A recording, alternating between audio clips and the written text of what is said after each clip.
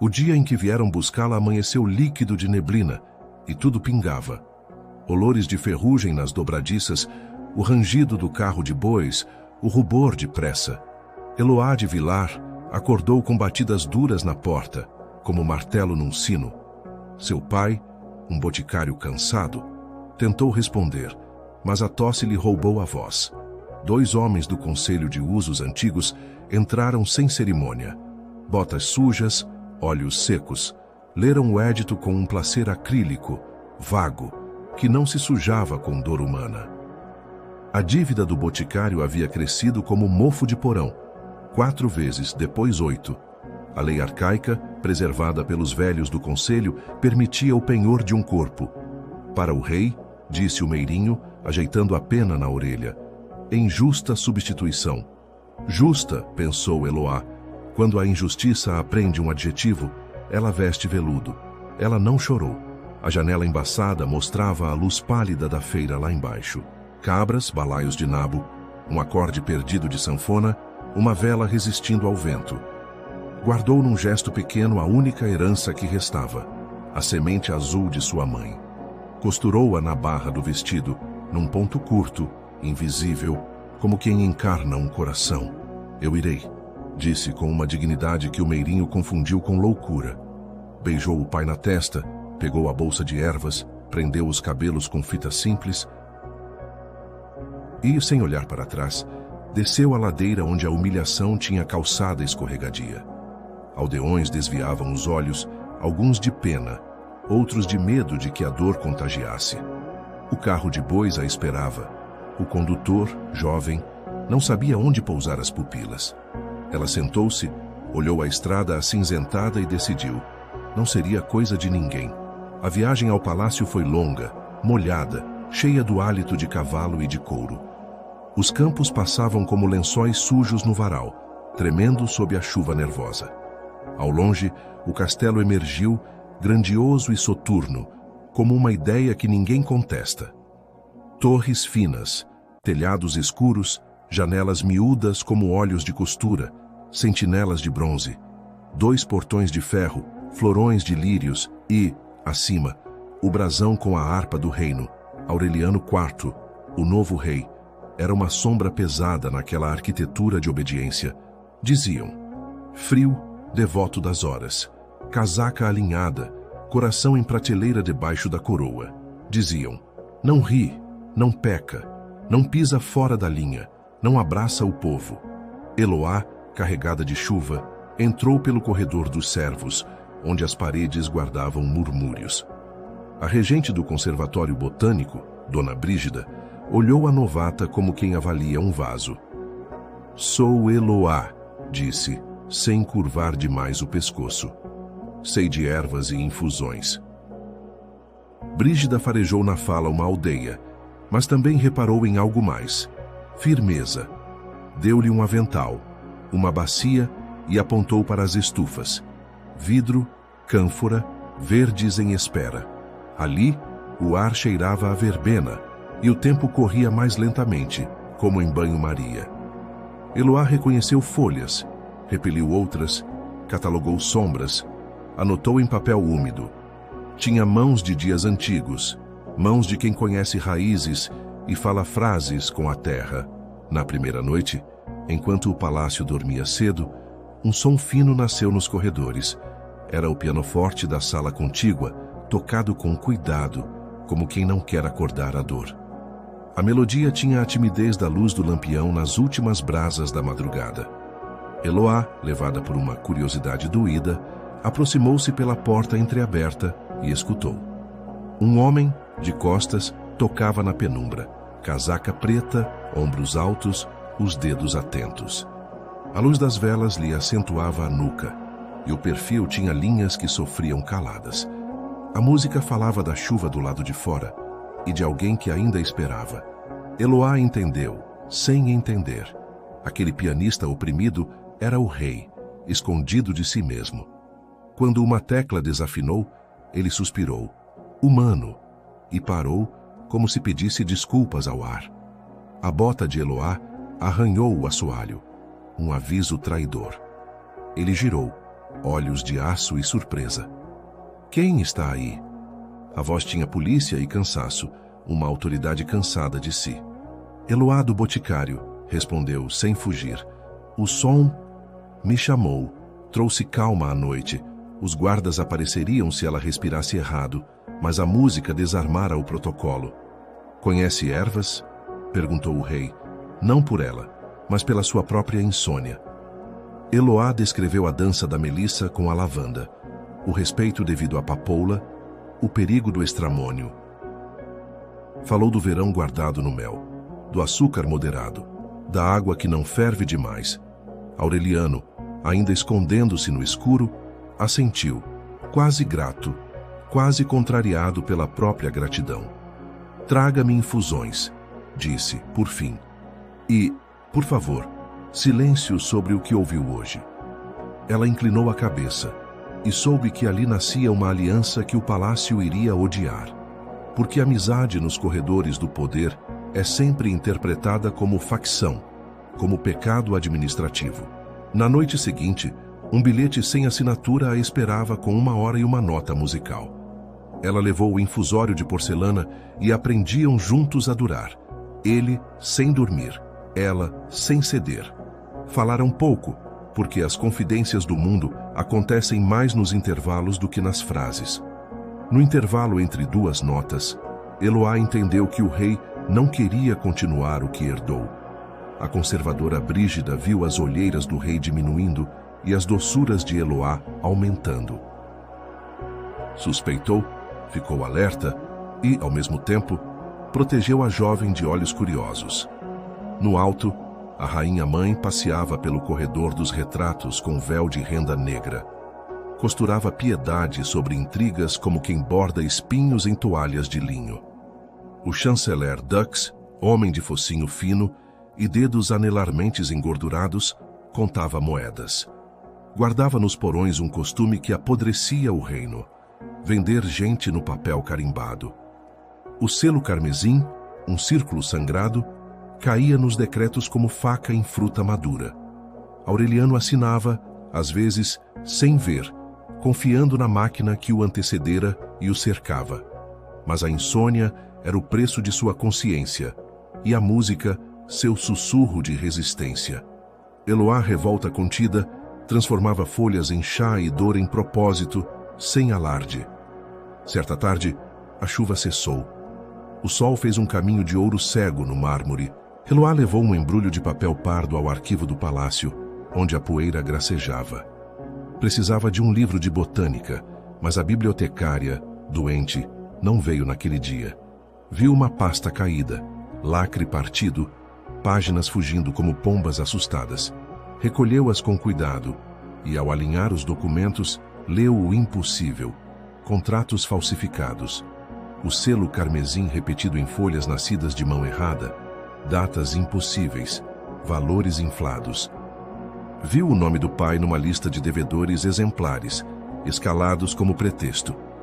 O conselho de usos antigos enriquecia com a venda, e o palácio recebia silêncio como troco. Ficou de joelhos, não por devoção, mas para não cair de raiva. O chão cheirou a tinta velha. Guardou um facsímile no forro do avental que de repente pareceu pesar toneladas. À noite, sob a música, ela contou ao rei o que lera, cautelosa, medindo suas fronteiras.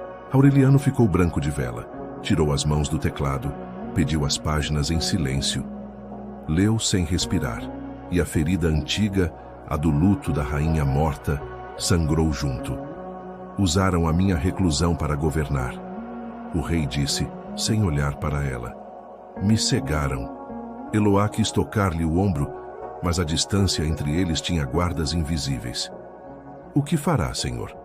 Finalmente a pergunta que um povo inteiro merecia ouvir, dita por uma serva.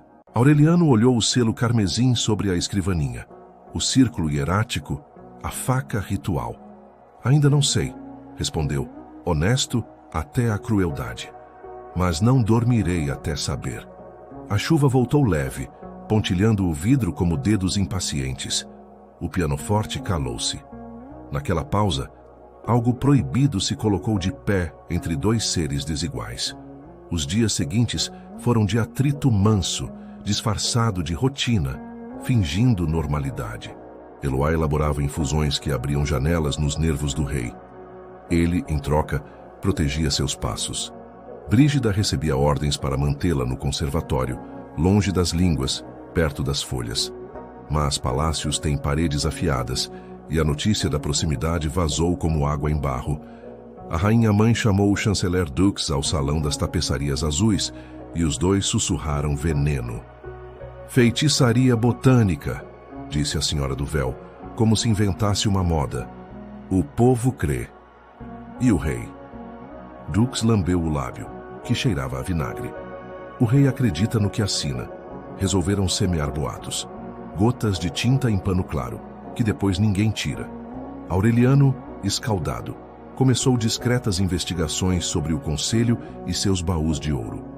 O palácio, nervoso, respirou irregular, como cavalos pressentindo tempestade elétrica.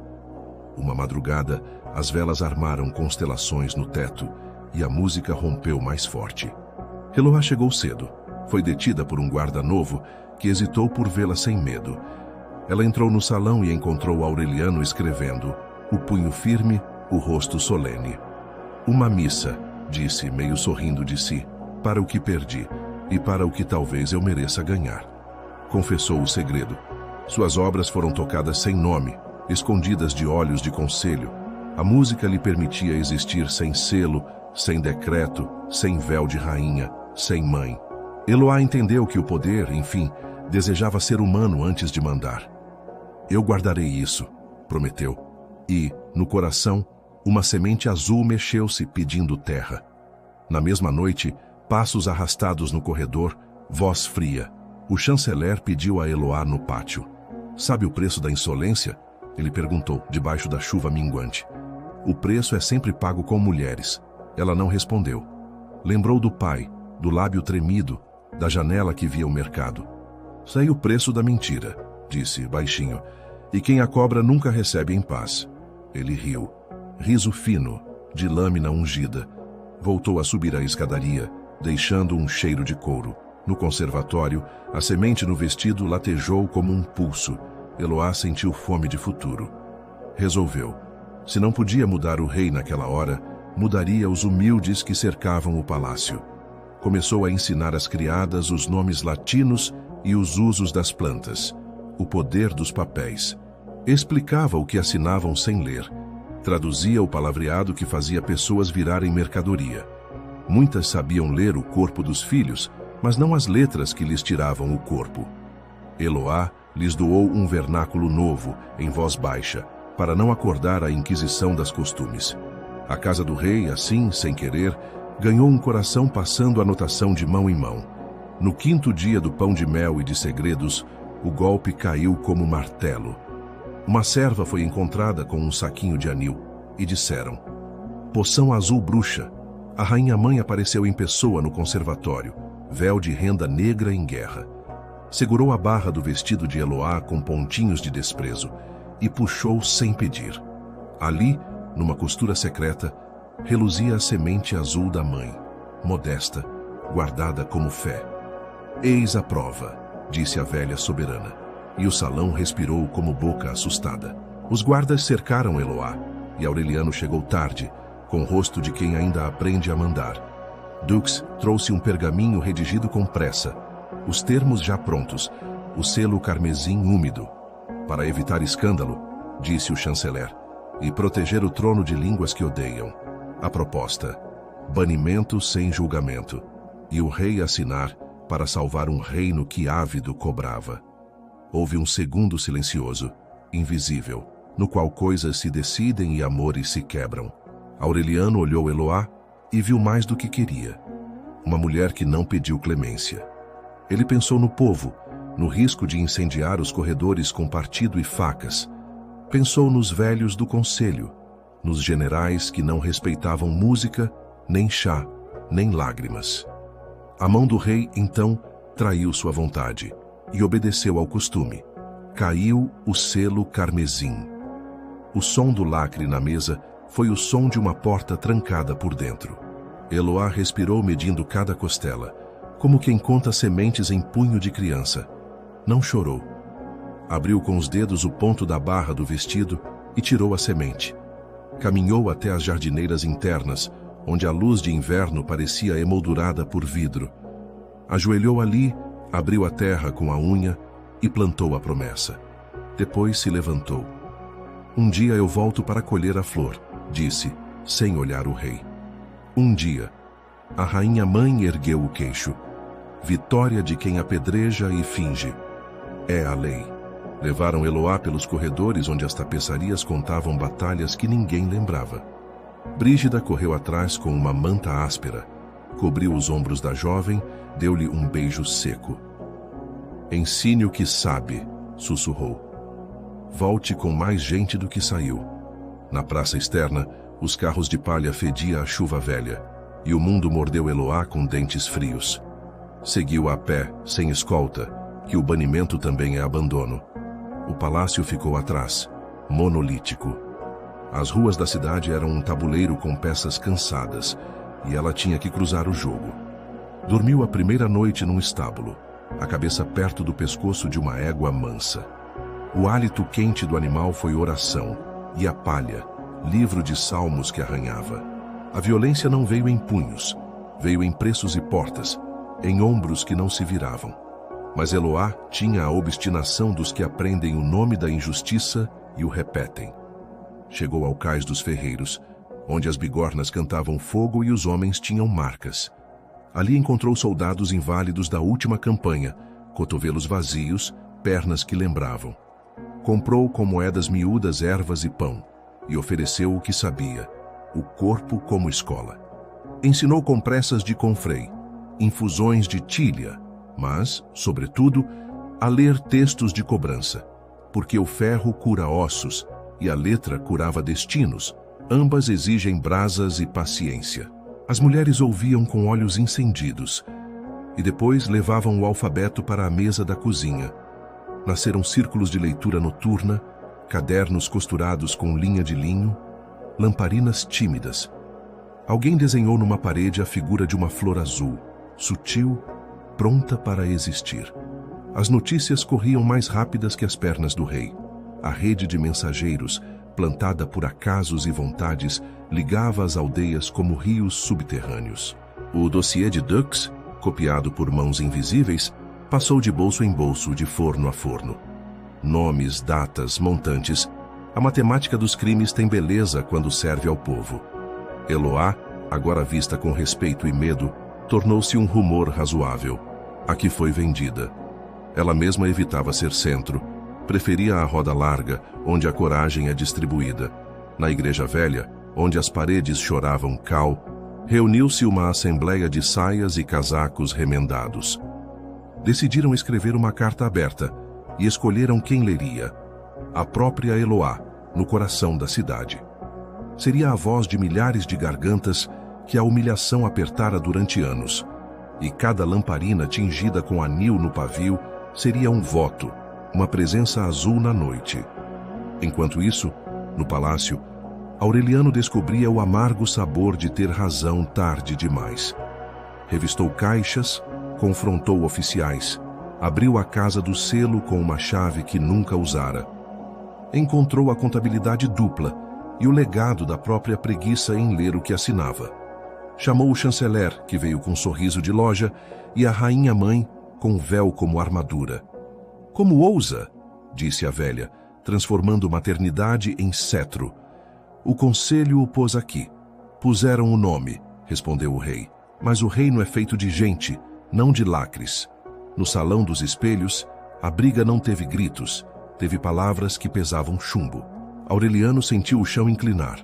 O conselho, em bloco, impôs lei marcial, por paz. Os generais prometeram resolver os boatos com cavalaria, como se boato não fosse água. O rei, acuado, dormiu 4 horas em 2 dias e compôs sem perceber uma marcha fúnebre. Brígida, fiel à sua maneira, escreveu uma carta que viajou costurada no forro de um casaco. A missiva encontrou Eloá numa olaria, os dedos dela sujos de argila e letra. Ele luta, dizia Brígida, num traço que tremia, mas não caía. Ele aprende atrasado. Eloá não sorriu, nem endureceu. Guardou a notícia como quem guarda um grão antes da seca. A cidade preparava a leitura pública. Panos foram lavados, crianças alimentadas, homens silenciosos. As lamparinas de anil foram alinhadas sobre parapeitos, janelas, degraus, carroças. À distância, parecia um campo de estrelas aterrissado para ouvir uma única frase humana. O rumor chegou primeiro ao palácio. A vendida vai falar. E o rei, o homem, decidiu ir. Vestiu capa escura, dispensou o cortejo, foi como pessoa, não como moldura. No caminho, os retratos nas paredes pareciam desaprovar, mas ele desceu mesmo assim. A Praça Maior, banco de pedra, fonte com anjo que não voava há décadas, respirava ansiedade. Eloá subiu num caixote, o rosto iluminado por uma chama que tremia como quem reza. Ao seu lado, velho ferreiro serviu de bastão, e uma jovem lavadeira segurou a mão dela. O papel com o dossiê exalava tinta fresca. Os nomes brilhavam como comprovantes do invisível. Eu me chamo Eloá de Vilar, começou, e o seu nome sozinho já era um levante. Fui vendida por uma lei antiga, mas não há lei capaz de tirar o que somos. A praça murmurou, lamparinas balançando ao vento de periferia. Li, em papéis que não me tinham como destinatária, a rota do dinheiro e do lacre. Leu cada linha, cada soma, cada truque de acento que multiplicava dívidas sem multiplicar pão. Pausou quando uma criança tossiu, e a cidade ouviu sua própria respiração pela primeira vez. O rei, oculto sob a aba da capa, escutou as palavras como se elas fossem sua música. Sofreu o constrangimento público do poder que enfim olha nos olhos o seu erro. A rainha-mãe chegou reta, com escolta, e o chanceler, com mordidas de ironia guardadas na boca. Prendam-na, disse a velha, e as espadas falaram sua língua metálica. Mas a praça já era mar, cada lamparina um voto, cada voto uma onda de luz azul. Soldados inválidos, que deviam dívidas de sangue, ergueram muletas como estandartes. Camponesas ergueram cadernos, e neles, a letra plantada por Eloá florescia com tinta e coragem. O rei entendeu que a primeira ordem a dar era a de ouvir, e subiu no chafariz. Tirou a capa, mostrou o rosto, e o rumor coagulado virou um grito. O homem existia. Eu ouvi, disse Aureliano, e errei. Hoje, eu escolho a vergonha certa, não a glória falsa. A praça ficou um segundo sem vento. O rei pediu o pergaminho, o dossiê, o selo carmesim. O chanceler estendeu o lacre com ares de triunfo, como quem acha que vencerá pela forma. Aureliano pegou-o com duas mãos e, antes do carimbo descer, rasgou-o ao meio. O som do cera partindo foi música atonal, e as velas ouviram, e tudo entendeu. A partir de hoje, o rei proclamou, o penhor humano está abolido em toda a fronteira, e os responsáveis por seu lucro, destituídos, julgados, e seus bens devolvidos ao erário. O conselho urrou como bicho, a rainha-mãe lançou o véu como rede, Dux, lívido, recuou, mas a maré azul já lavava as escadas, e a multidão não tinha mais gosto de medo. Os guardas, alguns chorando de cansaço, baixaram espadas mata porque ali o metal seria inútil. Eloá, de pé, não sorriu. Contou o preço em silêncios e soube que o amanhecer exigiria trabalho. O dia seguinte foi uma oficina onde o reino violou velhos hábitos, com paciência lenta. Fizeram-se listas de libertos, contas devolvidas, perdões escritos em papel simples, sem brasões. Aureliano convocou escribas e agricultores, parteiros e mestres de caligrafia popular. As leis novas pediam uma língua que não machucasse.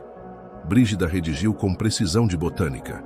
Eloá foi chamada ao palácio não como coisa, mas como voz, e trouxe consigo um cortejo. Artífices de mãos de prata, costureiras que sabiam de fio e destino, gente com cicatrizes. Entraram pela porta principal, e o palácio, pela primeira vez, cheirou a forno, metal e sabão. Nas estufas, a semente azul que ela plantara ainda dormia, invisível, sob vidraça lavada. Elas, as sementes, não obedecem a decretos, obedecem à estação e ao cuidado. E o reino, agora, teria que aprender a levar água e sombra por igual. Dux foi destituído em sessão solene e tentou levar consigo o sentido do mundo. Seus papéis foram desfalcados de poder pelo olhar público. Ele coube na própria sombra. Foi julgado, não por bruxaria de ervas, mas por contabilidade sem alma. A rainha-mãe recuou aos aposentos, com véu de renda negra virado para dentro. Talvez rezasse, talvez amaldiçoasse. As duas coisas se parecem no timbre. O Conselho de Usos Antigos foi dissolvido. Alguns velhos choraram por terem perdido as cadeiras. Outros, livres do peso de fingir virtude, agradeceram ao acaso de sobrevivência. Aureliano abriu a casa do selo ao povo, mostrou as prateleiras, o cheiro de cera, os carimbos cansados. A autoridade agora é assinada por muitos olhos, declarou, e lida por muitas bocas. Papéis ganharam resumos em linguagem simples, e o reino descobriu que compreende o que lê. A relação entre Eloá e Aureliano, essa coisa improvável, seguiu sua própria gramática. Não havia medalhas nem cerimônias, havia chá e música e conversas com escoltas do lado de fora. Ela recusou oferta de título, porque título é taça que às vezes morde o lábio. Pediu, em vez, a criação de patronatos de nomes, cada pessoa com registro próprio e inviolável. Pediu escolas noturnas, rodas de leitura em feriados, tabelas de preços fixos para o mercado. Pediu que o palácio comprasse ervas aos pequenos, garantindo safra e dignidade corriqueira. O rei, agora mais leve no rosto, com linhas soltas, ofereceu o conservatório à direção dela. Brígida sorriu com orgulho e recuou, feliz em ver a semente virar tronco. As criadas entravam e saíam trazendo frascos, latinando nomes com uma dignidade nova. A música, à noite, continuou, e o pianoforte do rei aprendeu novas notas de esperança. A notícia da abolição do penhor humano levou tempo para chegar às montanhas mais altas. Mas quando chegou, mulheres acenderam velas em janelas, flores azuis desenhadas em guardanapos. Meninas brincavam de tribunal na rua, condenando fantoches de pano chamados ducks. Homens, sem saber onde pôr as mãos, aprenderam a não ter vergonha de desaprender. O reino usava, em vez de estandartes, cadernos e neles, contas de pão, contas de horas justas. Eloá visitava as aldeias, e em cada uma, um arquivo humilde se abria para inspeção. O guarda, que um dia a segurou na porta das músicas, agora pedia autógrafo para a filha. Porque os símbolos mudaram de lugar. O lacre, antes medo, agora história. A flor, antes segredo, agora rua. E, à sombra dos plátanos, histórias novíssimas nasciam com cheiro de tinta e ervas amassadas. O reino, que tinha sido de ferrolhos, agora era de dobradiças untadas com óleo claro. No meio desse movimento de reforma, o amor pediu, tímido, que lhe abrissem uma cadeira. Aureliano pôs sobre a mesa, diante de Eloá, um estojinho de madrepérola. Não continha joias, continha uma chave, pequena, de armário alto com partituras. Quero que você leia minhas músicas como lê os decretos, disse, e me corrija. Eloá entendeu. Aquilo era proposta de alma e ela não diria sim por impulso. Só aceito, respondeu, se prometermos juntos que a música tocará portas abertas e que nossa casa, se vier, terá sala para o povo e quintal para as crianças dos outros. Ele assentiu, e algo nos dois desfez ferrolhos, sem pressa, sem alarde, sem fogos. Permitiram-se-lhe então uma coisa que não é decreto, o riso breve e o silêncio bom. Foi como colher, finalmente, uma fruta que amadureceu não na árvore, mas no coração. Passaram-se anos suficientes para que a semente azul, aquela da barra do vestido, acordasse. Uma manhã, quando o vidro ainda bebia as últimas gotas de neblina, Brígida chamou Eloá, no canteiro interno, Uma flor azul de delicadeza insolente abria a garganta para o sol. Tinha o azul de anil, mas um brilho de coisa que não foi feita em fábrica. Eloá se ajoelhou, não por rito à flor, mas ao tempo que a fez chegar até ali. Promessa cumprida, disse, e os olhos dela eram duas lamparinas azuis num dia de verão. Aureliano chegou, tocou com o olhar e não com a mão, porque flores têm limites. Essa flor é a lei escrita no chão, falou, e era verdade tanto quanto poética. A notícia correu, e crianças começaram a plantar flores de Eloá em janelas, sacadas, degraus. A cidade inteira ganhou tonalidade azul às tardinhas, quando o sol beijava telhados de ardósia. Nem tudo se resolveu por encanto. Alguns tentaram refazer a máquina com nomes novos. As velhas raposas mudam de toca com rapidez de instinto. Exigem vigilância mansa e firme. Eloá, agora conselheira de palavras e cheiros, mantinha círculos de cidadania ativos. Não havia lei boa que resistisse a anos de fome sem companhia do povo. O chanceler preso escreveu memórias de defesa, exigindo compunção do mundo.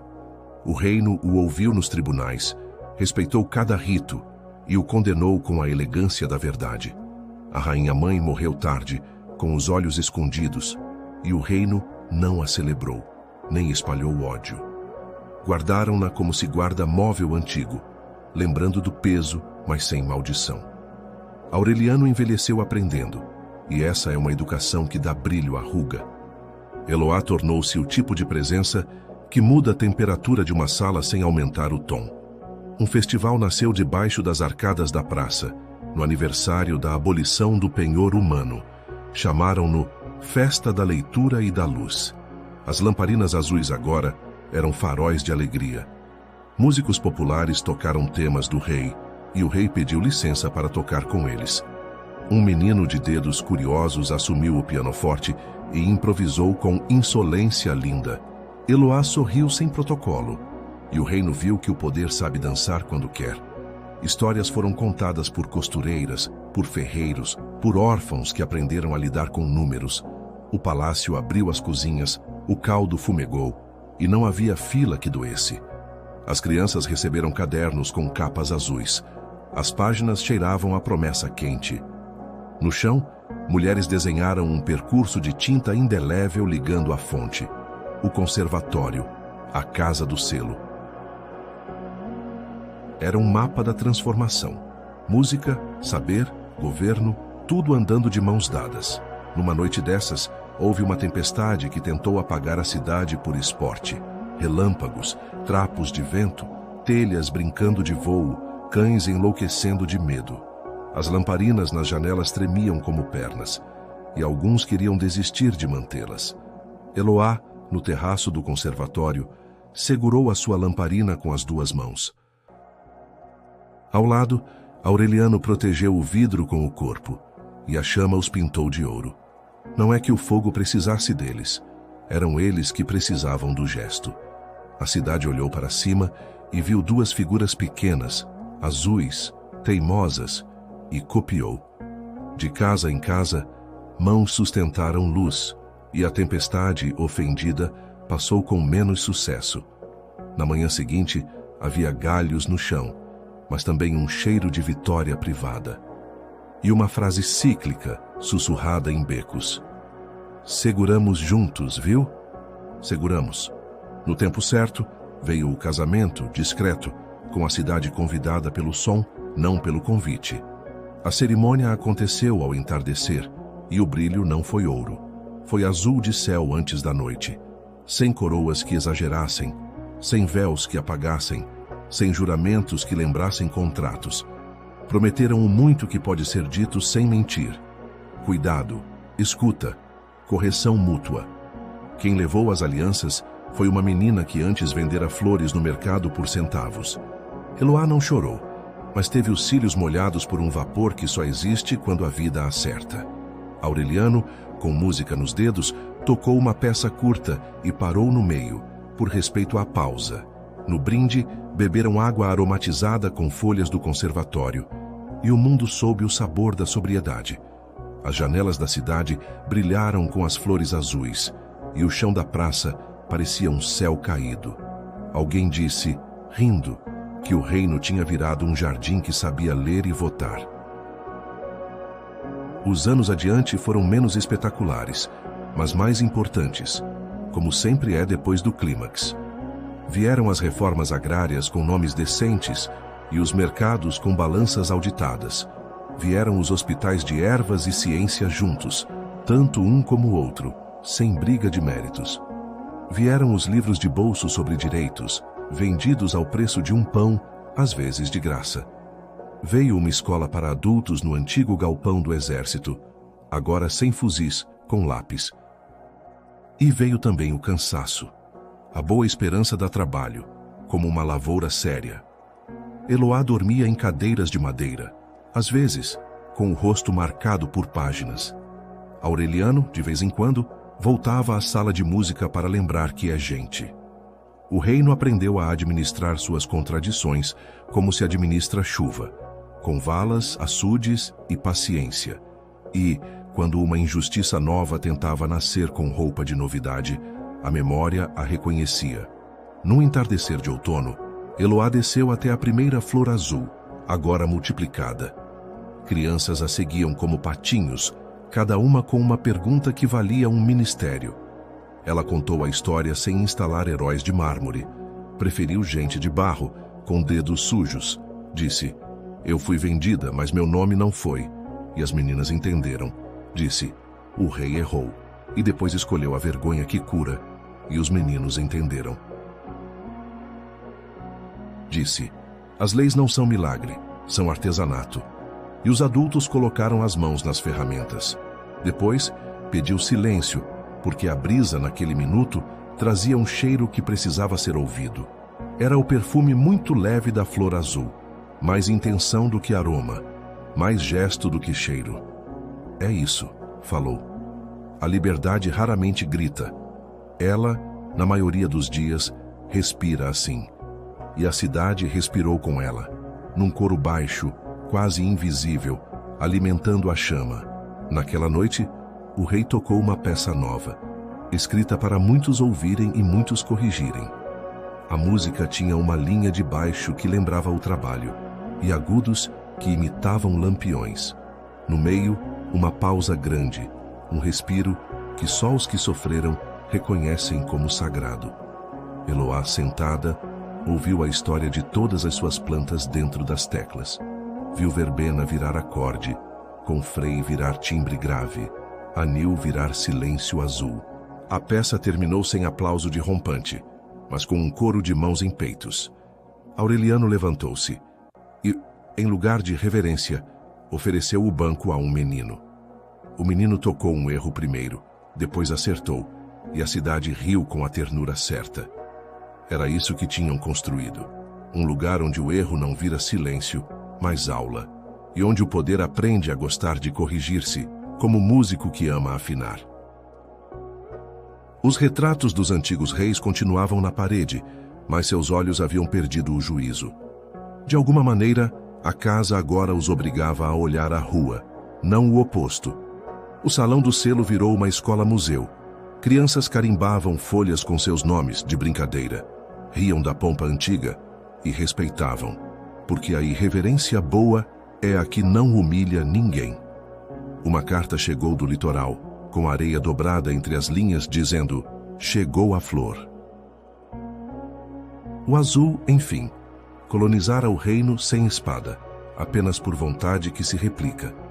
Eloá, ao ler, pensou na mãe, que costurara a semente na barra de um vestido qualquer. Pensou no pai, que um dia tossiu palavras empoeiradas e depois silenciou de medo de perder a filha. Pensou na menina que ela mesma fora, olhando a feira atrás do vidro, aprendendo a despedir-se. E sorriu com uma gratidão sem plateia, que é a melhor de todas. Na última noite deste capítulo de vida, subiram juntos ao terraço onde o vento canta mais alto. Havia poucas estrelas, mas as lamparinas nas janelas faziam o papel delas com orgulho. Aureliano trouxe um vaso, e dentro, terra nova, ainda cheirando a manhã. Para o que vem, ele disse, segurando-o com duas mãos como se fosse frágil. Para o que vier, respondeu Eloá e plantou mais uma semente azul. Ficaram em silêncio, porque os silêncios, quando merecidos, fazem o trabalho que discursos não fazem.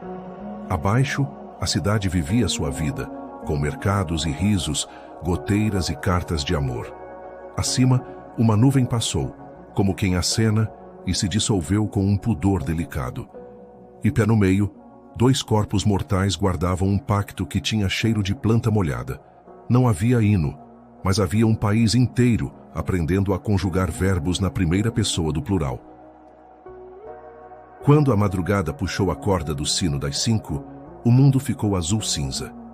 Eloá fechou os olhos, encostou a cabeça no ombro de Aureliano e viu tudo. O carro de bois, a porta, a costura, a humilhação, a viagem, a música, o lacre partido.